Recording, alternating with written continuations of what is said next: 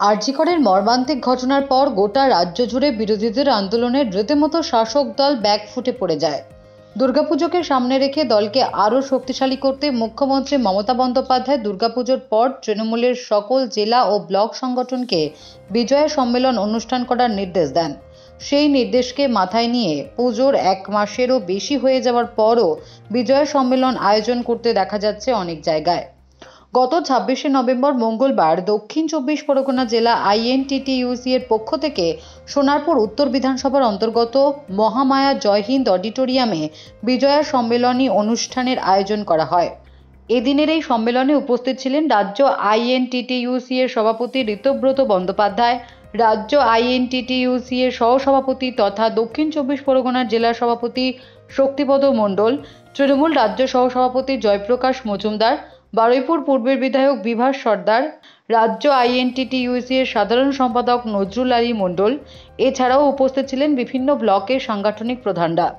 নামী ব্র্যান্ডের সঙ্গীতের মধ্য দিয়ে শুরু হয় অনুষ্ঠানের।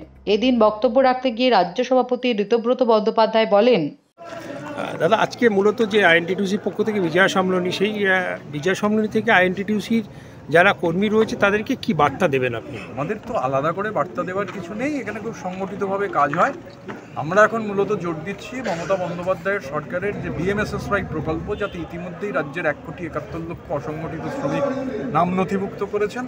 আমাদের এখন উদ্দেশ্য হচ্ছে যে সমস্ত জেলায় সমস্ত ব্লকে এমন কোনো অসংগঠিত শ্রমিক যাতে না থাকেন যিনি মমতা বন্দ্যোপাধ্যায়ের এই সুফল স্কিমের সুফলের বাইরে থাকেন।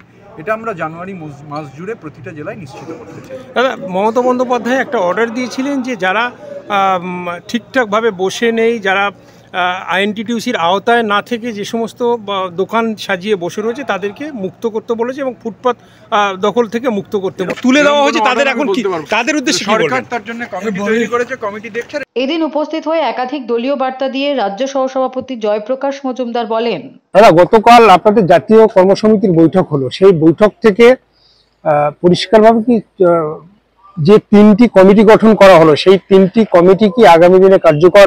মমতা দ্বীপ যে পার্টির মূল কর্ণধার প্রধান, তিনি তার মতন করে সবকিছু সাজিয়েছেন। পার্টির সবাই, সমস্ত কর্মী, তাদের মধ্যে আমরাও পড়ি, সবাই সেই নির্দেশ মেনে সেই নির্দেশিত পথে আমরা চলবো। আমার প্রশ্ন ফোটানো, আমার ছোট্ট প্রশ্ন, যে এই যে আলাদা আলাদা স্টেটমেন্ট দেওয়ার জন্য যে এক একজন অর্থ ডিপার্টমেন্টে, সেটা পার্টির অভ্যন্তরীণ ব্যাপার, পার্টি সেইভাবেই চলবে সামনের দিনে, তার নির্দেশকে সম্বল করেই পার্টি এগোবে।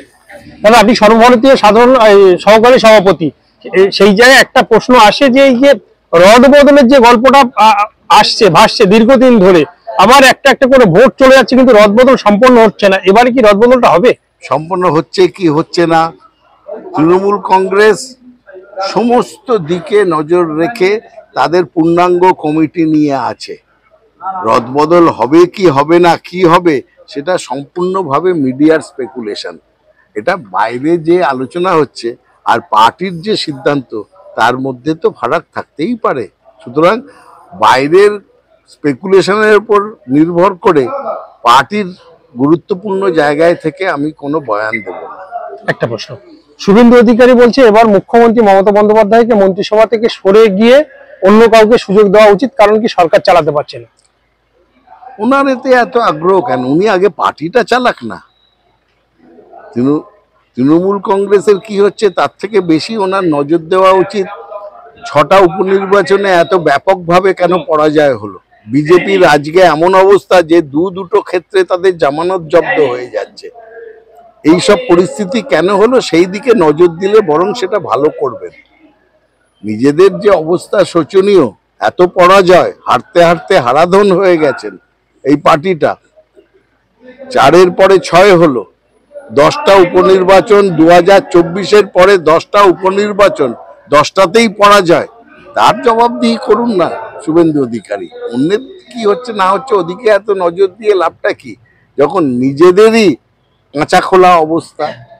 জাতীয় কর্মসমিতিতে 22 জন ছিল, সেখান থেকে গতকাল 27 জন হলো, কিন্তু সুখেন্দু শেখর রায়কে সরিয়ে দেওয়া হলো। এটা সম্পূর্ণ পার্টির আভ্যন্তরীণ সিদ্ধান্ত, এই নিয়ে বাইরে আলোচনা হয়। যে 3টে কমিটি হলো সেটা 2026 বাইরে আলোচনা হয় না। 2026-এ কি এর প্রতিফলন কি ভালো হবে আরো? 2026-এ নিশ্চিন্তভাবে তৃণমূল কংগ্রেস ব্যাপক সংখ্যাগরিষ্ঠতা নিয়ে ক্ষমতায় আসবে। পার্টির আভ্যন্তরীণ যে সিদ্ধান্ত সেটা পার্টির ভেতরে। ধন্যবাদ। মূল অনুষ্ঠানের শেষে নেতাকর্মী সবাই গানের তালে মেতে ওঠেন। এদিন কর্মী সমর্থকদের উপস্থিত ছিল চোখে পড়ার মতো। Bureau report, Durnibar Bangla news.